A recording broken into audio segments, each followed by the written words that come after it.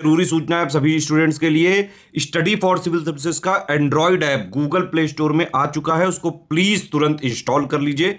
और अगर आप स्टडी फॉर सिविल सर्विसेज के सिर्फ ऐप से कोई भी कोर्स, कोई भी पीडीएफ परचेज करते हैं तो उसमें अप्लाई कूपन, अगर आप ज्ञान सर जो है आप उसमें अप्लाई करते हैं, ये कूपन कोड है, तो उसमें 20% फीस तुरंत माफ हो जाएगी। मतलब 20% डिस्काउंट तुरंत उसमें लग जाएगा। ज्ञान सर लिखना है, नॉर्मली ज्ञान सर स्मॉल लेटर में है सब कुछ, कोई स्पेस नहीं, कोई कॉलम नहीं, सिर्फ ज्ञान सर, GYANSIR। इस तरह से अगर कूपन कोड लगाते हैं आप ऐप में बाई करने से पहले, जो अप्लाई कूपन वाले में आता है, तो 20% का डिस्काउंट तुरंत मिलेगा। वीडियो देखिए। नमस्कार दोस्तों, स्वागत है आपका स्टडी फॉर सिविल सर्विसेज के यूट्यूब प्लेटफॉर्म यानी यूपीपी। नमस्कार दोस्तों, स्वागत है आपका एक और मिसलेनियस के वीडियो में। तो हम लोग अपने मिसलेनियस के नेक्स्ट लेक्चर पे मूव कर रहे हैं। आज हम लोग का लेक्चर शुरू होगा क्वेश्चन नंबर 41 से। और मैं ये आशा कर रहा हूँ कि मैंने जो प्लेलिस्ट बनाई है मिसलेनियस की, आप उसको फॉलो कर रहे हैं, क्योंकि इसमें बहुत सारे इंपॉर्टेंट डाटा को दिया गया है जो आपको कहीं नहीं मिलेगा। मिसलेनियस की यही खासियत है, सिर्फ for service study for civil services पे ही मिलता है। मिसलेनियस का डाटा एक ही जगह कंपाइल कहीं नहीं मिलेगा। Forest report, life stock census, animal husbandry census, FAO का सेंसस, वेरियस रिपोर्ट्स की index, UP census, India census, सब कुछ टीम आपकी, मतलब study for civil services team आपको देती है। और बाकी अगर आप इसके पूरे कंपाइल नोट्स चाहते हैं, डाटा चाहते हैं, तो आप स्टडी फॉर सिविल सर्विसेज के ग्रुप्स ज्वाइन करके ले सकते हैं दोस्तों। तो चलिए आज का क्वेश्चन नंबर 41 शुरू करते हैं। 17वीं भारत वन स्थिति रिपोर्ट 2021 के संबंध में गलत विकल्प कौन सा है? ठीक है, 70th Indian state of forest report 2021, which option is incorrect. ठीक है, केवल पश्चिम बंगाल के दक्षिण 24 परगना जिले में देश का 41.74% मैनग्रूव क्षेत्र है। ठीक, only south 24 Parganas district of West Bengal has 41.74% mangrove area of the country. दूसरा, 2019 की तुलना में 2021 में केवल पश्चिम बंगाल में मैनग्रूव में कमी दर्ज की गई है। Compare to 2019, a decrease in mangrove has been recorded in only in West Bengal. ठीक, तीसरा, भारत में वनों के क्षेत्र से बाहर के वृक्षों का विस्तार 2,92,907 वर्ग किलोमीटर है। ठीक है, कौन सा इनकरेक्ट है? तो देखिए, 2019 से 21 की तुलना में अगर देखा जाए तो वेस्ट बंगाल में नहीं, सिर्फ गुजरात के जो मैनग्रूव है उसमें कमी देखी गई है। कहाँ पे? गुजरात में मैनग्रूव में कमी दर्ज की गई है। ठीक है, बाकी 41.74% मैनग्रूव खाली वेस्ट बंगाल में है, बिल्कुल सही है। और ट्री आउटसाइड फॉरेस्ट एरिया जो है वो भारत का इतना है। ठीक है, तो ये आपको याद रखना है। चलिए 42 नंबर पे चलते हैं। 42 के संबंध में भी यही पूछ रहा है। 17वीं उत्तर प्रदेश वन सर्वेक्षण रिपोर्ट है, इसके संबंध में गलत ऑप्शन कौन सा है, इनकरेक्ट ऑप्शन कौन सा है? Sonbhadra has the highest forest cover both in terms of total and percentage. बहुत अच्छा क्वेश्चन है दोस्तों, याद रखिएगा, उत्तर प्रदेश से रिलेटेड। कुल और प्रतिशत दोनों ही के हिसाब से सबसे अधिक जो वनावरण है वो सोनभद्र में है, सबसे ज़्यादा। ठीक, दूसरा, कुल और प्रतिशत दोनों के हिसाब से सबसे कम वनावरण भदोही में है, कुल और प्रतिशत दोनों के हिसाब से। और सबसे अधिक अति सघन वन ललितपुर में है, कह रहा है सबसे अधिक अधिक अधिक क्या बोल रहा हूँ मैं, सबसे अधिक अति सघन वन यानी मोस्ट डेंस फॉरेस्ट ललितपुर। और सबसे अधिक खुले वन और मध्यम वन, सघन वन, ये सोनभद्र में। ठीक है, कौन सा गलत है ये बताना है। तो दोस्तों इसका ऑप्शन जो सी है वो गलत है, क्योंकि सबसे अधिक जो मोस्ट डेंस फॉरेस्ट है वो ललितपुर में नहीं है आपके। ये कहाँ पे आपको देखने को मिलेगा? लखीमपुर खीरी में। ठीक है, ये आपके लखीमपुर में है। सबसे ज़्यादा जो अति सघन वन है ये लखीमपुर में। ठीक है, बाकी कुल और प्रतिशत वाइज देखोगे तो सबसे ज़्यादा वनावरण सोनभद्र का है, और सबसे कम वनावरण भदोही का है, और अति सघन वन लखीमपुर खीरी का है, और सबसे अधिक खुले वन और मध्यम सघन वन सोनभद्र में। ठीक है, चलिए क्वेश्चन 43 देख लेते हैं। सेलेक्ट द इनकरेक्ट ऑप्शन, इसमें से आपको गलत का चयन करना है, कौन सा क्वेश्चन गलत है। 2011 की जनगणना के हिसाब से ये सवाल है। ठीक है, कह रहे there are no scheduled tribes, कोई भी शेड्यूल्ड ट्राइब नहीं है पुडुचेरी, दिल्ली, चंडीगढ़, हरियाणा, पंजाब में। ठीक है, कोई भी ST नहीं है पुडुचेरी, दिल्ली, चंडीगढ़, हरियाणा, पंजाब। दूसरा, मिजोरम में कुल और प्रतिशत दोनों दृष्टि से अनुसूचित जातियों की जनसंख्या सबसे कम है। कहाँ पे? मिजोरम में। Mizoram has the lowest population of SC in both terms of total and percentage. और there are no schedule caste in Arunachal Pradesh, Nagaland, Andaman Nicobar island and Lakshadweep. मतलब अरुणाचल प्रदेश, नागालैंड, अंडमान निकोबार, लक्षद्वीप में यहाँ पे कोई अनुसूचित जाति नहीं है। ठीक है, कौन सा गलत है ये बताना है आपको। तो कोई गलत नहीं, और बेहद शानदार क्वेश्चन है, 5 स्टार क्वेश्चन है ना। ये आपसे पूछ सकता है कि कहाँ पे SC बिल्कुल नहीं है, तो आप बता सकते हो अरुणाचल प्रदेश है, नागालैंड है, अंडमान निकोबार है, लक्षद्वीप है, यहाँ पे एक भी SC नहीं है। और वहीं पे ST कहाँ पे नहीं है? तो पुडुचेरी, दिल्ली, चंडीगढ़, हरियाणा, पंजाब, यहाँ पे कोई ST नहीं है। ठीक है, और मिजोरम में अगर देखोगे तो अनुसूचित जातियों की संख्या सबसे कम है। ठीक, काफ़ी बेहद अच्छा सवाल है ये। चलो 44, बाघ स्थिति रिपोर्ट 2022 पे बेस सवाल है। टाइगर स्टेटस जो आता है, कौन सा ऑप्शन गलत है ये बताना है।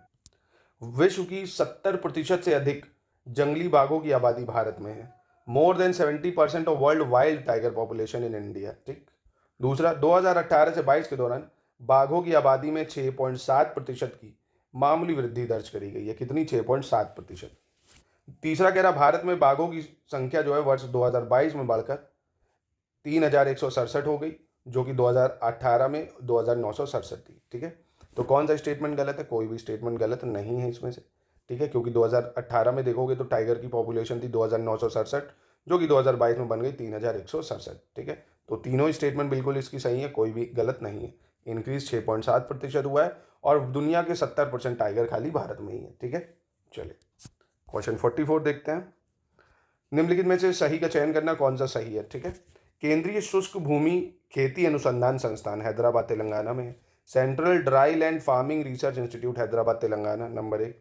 केंद्रीय ताजा जल कृषि संस्थान भुवनेश्वर उड़ीसा में है। Central institute of fresh water agriculture Bhubaneswar Orissa. और राष्ट्रीय शर्करा अनुसंधान संस्थान Kanpur Uttar Pradesh, sugar cane research institute. और राष्ट्रीय वनस्पति अनुसंधान संस्थान यानी national botanical research institute Lucknow Uttar Pradesh. ठीक है, कौन सा सही है? तो चारों ही बिल्कुल दोस्तों सही हो जाएंगे, यहाँ पे कोई भी गलत नहीं है, याद रखिएगा। Dry land farming research institute Hyderabad में है। Central institute of fresh water agriculture Bhubaneswar में है। Sugar cane research institute Kanpur में है। बोटानिकल रिसर्च इंस्टीट्यूट लखनऊ में है। चारों बिल्कुल सही है, शानदार है। चलिए नेक्स्ट बढ़ते हैं। कह रहे हैं the SAFTA agreement had came into force on 1 January 2006। SAFTA समझौता जो 1 जनवरी 2006 को लागू हुआ। अब साफ्ता समझौता क्या है एक बार बता देता हूँ। अब साफ्ता का मतलब है दोस्तों south Asian free trade agreement, जो कि सार्क कंट्री है उसके बीच में होता है। 2006 में ये हुआ था, कह रहे हैं। भारत WTO का सदस्य 1 जनवरी 2005 में बना था, कह रहा है क्या ये सही है। और इंडिया जो है चेयरपर्सन बना था India Brazil South Africa dialogue forum का 2021 में, अंडर द थीम क्या थी? Demography and democracy for development. ठीक है, तो ये तो 2021 का है। अब जो नया होगा तो वो देख लेंगे। ये दो स्टेटमेंट भी ध्यान से पढ़ो। तो तीनों स्टेटमेंट क्या सही है या एक सही है, बताइए। तो दोस्तों इसकी देखिए तीनों स्टेटमेंट बिल्कुल सही हो जाएंगे। ठीक है, ये जरूर याद रखना। WTO का सदस्य भारत फाउंडिंग मेंबर सही है 1 जनवरी 1995 से, और साफ्ता 2006 से लागू हुआ। ठीक है, चलिए 47 देखते हैं। कह रहे 30 अक्टूबर 1945 को संयुक्त राष्ट्र चार्टर का अनुमोदन करने के बाद भारत संयुक्त राष्ट्र में शामिल हुआ था। India join UN after ratifying the UN charter on 30 October 1945 number 1। 1922 में भारत अंतर्राष्ट्रीय श्रम संगठन की गवर्निंग बॉडी का स्थायी सदस्य बन गया था। In 1922 India had become a permanent member of the governing body of International Labour Organization. तीसरा, 1928 में भारत में अंतर्राष्ट्रीय श्रम संगठन का कार्यालय नई दिल्ली में स्थापित किया गया था। The International Labour Organization office in India was establish in New Delhi. तो दोस्तों तीनों स्टेटमेंट बिल्कुल इसकी सही हो जाएंगी, ध्यान रखिएगा, इंपॉर्टेंट है। इंडिया ने UN को ज्वाइन करा था 30 अक्टूबर 1945 को। UN डे मनाते हैं 24 अक्टूबर को। 1922 से ही अंतर्राष्ट्रीय श्रम संगठन का सदस्य है भारत, और 1928 में ILO की ऑफिस इंडिया में इस्टेब्लिश हुई थी न्यू दिल्ली में। ठीक है, चलिए 48 देखें। थोड़े स्टेटमेंट वाइज है, आपके सारे क्वेश्चन कवर करेंगे, तो प्लीज़ इसको पहले अच्छे से पढ़ा करो, डायरेक्ट सिर्फ आंसर मत देखा करो, इतनी रिक्वेस्ट है मेरी। अब इसमें आपको गलत बताना है, कौन सा क्वेश्चन गलत है। ठीक है, 2006 में ढाका में आयोजित दक्षिण एशियाई क्षेत्रीय सहयोग संगठन के 13वें शिखर सम्मेलन में अफगानिस्तान को शामिल किए जाने के बाद इसकी सदस्यों की संख्या 8 हो गई थी। After inclusion of Afghanistan in 13th SAARC South Asian Organization for Research Cooperation, यानी सार्क की बात कर रहा है। ढाका में बना तो 2006 में, उसके मेंबर 8 हो गए थे, कह रहे हैं।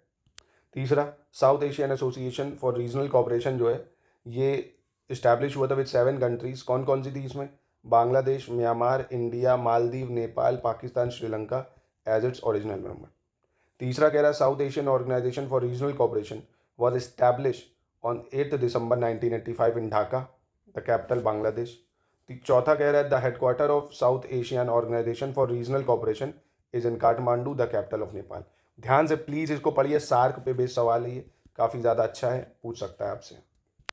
तो दोस्तों देखिए इसका जो बी है ऑप्शन वो गलत है, क्योंकि म्यांमार सार्क का हिस्सा नहीं है। अगर आपको पता हो साउथ एशिया में सिर्फ कौन कौन है जाएगा, पाकिस्तान है, अफगानिस्तान भी ज्वाइन कर चुका है अब, तो ये सही है बिल्कुल 2006 में। श्रीलंका है, मालदीव है, भूटान है, नेपाल है, बांग्लादेश है।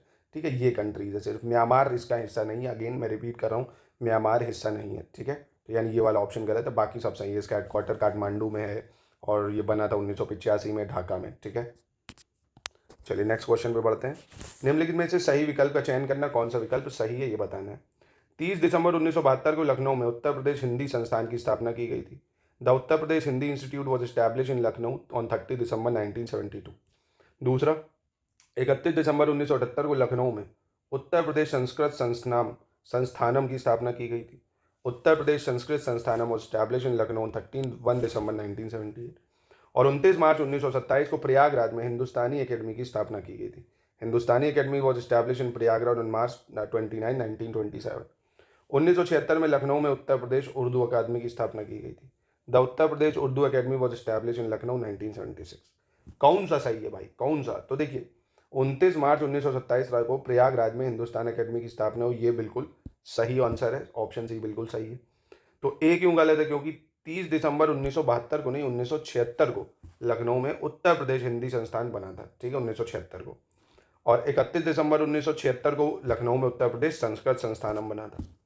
और चौथा गलत हो जाता है क्योंकि 1972 में लखनऊ में उत्तर प्रदेश उर्दू अकादमी की स्थापना हुई थी। कब? 1972 में। ठीक है, चलिए, तो यानी ऑप्शन सी सही है, याद रखिएगा, इंपॉर्टेंट है ये। 50 देखते हैं, गलत विकल्प का चयन करना, कौन सा गलत है।